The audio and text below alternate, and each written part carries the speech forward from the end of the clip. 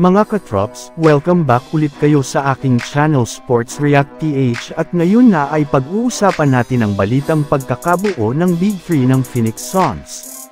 Pag-uusapan na rin nga natin ngayon ang balitang possible pa nga daw pong gumawa ng trade ang Los Angeles Lakers para mapalakas nila ang kanilang lineup.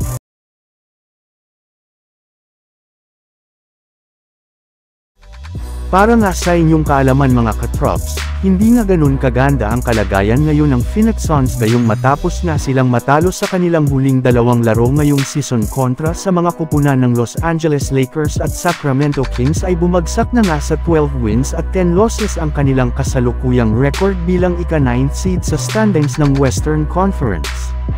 Kaya kung gusto nga talaga ng kanilang team na makaangat muli sa standings ay kailangan nga nilang makabawi at manalo sa kanilang mga susunod na laro na sisimulan nila sa kanilang next game bukas ng umaga laban sa kupunan ng Golden State Warriors na kasalukuyang nag-i-struggle rin na makakuha ng panalo ngayong season.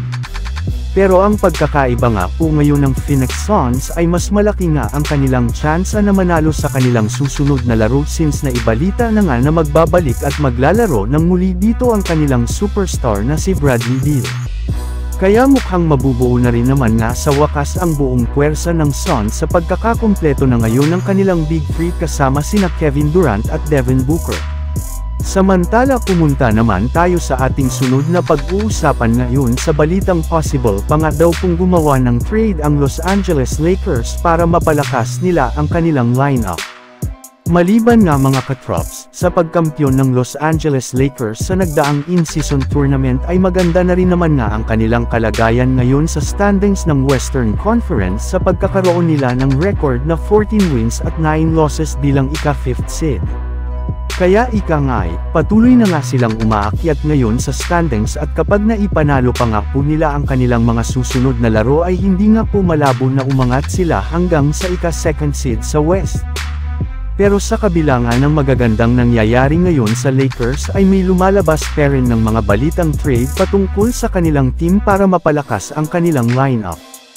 Sa katunayan, base nga sa pinakahuling inilabas na balita, willing na rin naman nga daw po na i-offer ng Toronto Raptors sa Lakers ang kanilang mga manlalaro na sina Og Anunoby at Gary Trent Jr., kapalit sina Austin Reeves, Rui Hachimura at Jackson Hayes. Bukod rin nga dyan ay may lumabas rin ng balita na plano rin naman nga daw po na e-trade agad ng Lakers si Gabe Vincent kapag nagkaroon ulit ito ng masamang laro.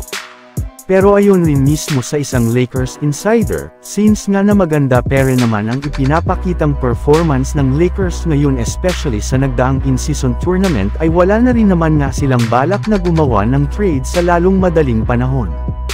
Kailangan pa rin naman nga nilang obserbahan ang kanilang team at ang trade market kung sino ang mga manlalarong magiging available dito na kakayanin nilang makuha sa mababang halaga. Ibig sabihin, mukhang hihintayin pa nga ng Lakers ang trade deadline bago sila gumawa ng isang maliit na move o trade ngayong season.